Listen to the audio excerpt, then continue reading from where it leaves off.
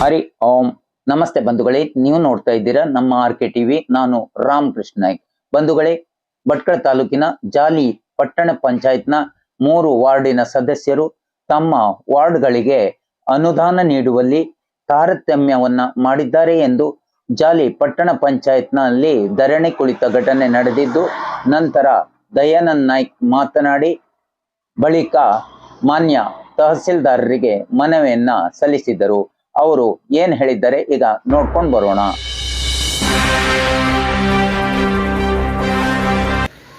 ವಿಷಯ ಅಭಿವೃದ್ಧಿಗೆ ಅನುದಾನ ಒದಗಿಸುವ ಕುರಿತು ಜಾಲಿ ಪಟ್ಟಣ ಪಂಚಾಯತಿ ವ್ಯಾಪ್ತಿಯ ವಾರ್ಡ್ ನಂಬರ್ 9 ದೇವಿನಗರ ಸದಸ್ಯನಾಗಿದ್ದು, ನಮ್ಮ ವಾರ್ಡ್ಗೆ ಅನುದಾನ ಒದಗಿಸಲು ತಾರತಮ್ಯ ಮಾಡುವ ಕುರಿತು ಮನವಿ ನೀಡುತ್ತಿದೆ.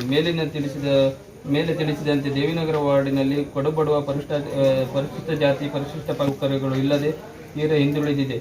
ರಸ್ತೆ, ಚರಂಡಿ ಹಾಗೂ ಕುಡಿಯುವ ನೀರಿನ ಸಮಸ್ಯೆ ಬಹಳ ಇದ್ದು, ಕಡು ಬಡವರಿಗೆ ಮೂಲಭೂತ ಸೌಕರ್ಯಗಳು ಸಿಗುತ್ತಿಲ್ಲ. ಇತ್ತೀಚೆಗೆ ಬಿಡುಗಡೆಯಾದ ಅನುದಾನದ ಹಂಚಿಕೆಯಲ್ಲಿ ಮುಂದುವರಿದ ವಾರ್ಡ್ಗೆ ಹಣ ನೀಡಿದ್ದು, ನಮ್ಮ ವಾರ್ಡ್ಗೆ ತಾರತಮ್ಯ ಆಗಿದೆ. ಊರಿನ ಸಮಸ್ಯೆ ಮನಗೊಂಡು ತಾವುಗಳು ಕೂಡಲೇ ಸ್ಪಂದಿಸುತ್ತಾರೆ ಎಂದು ನಂಬಿದ್ದೇವೆ. ನಮ್ಮ ವಾರ್ಡಿನಲ್ಲಿ ಮುಖ್ಯವಾಗಿ ಅಭಿವೃದ್ಧಿ ಪ್ರಸ್ತಾಪಗಳ ಅಡಿಯಲ್ಲಿ ಹಲವಾರು ಯೋಜನೆಗಳನ್ನು ಪ್ರಾರಂಭಿಸಬೇಕಾಗಿದೆ.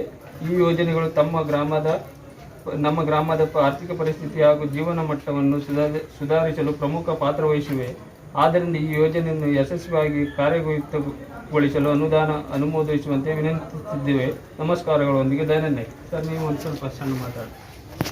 ನೀವು ಕೊಟ್ಟಂಥ ಮನವಿಯನ್ನು ನಾನು ಮಾನ್ಯ ಜಿಲ್ಲಾಧಿಕಾರಿಗಳಿಗೆ ಹಾಗೂ DDC PD ಕಳಿಸ್ಕೊಟ್ಟಂತೆ.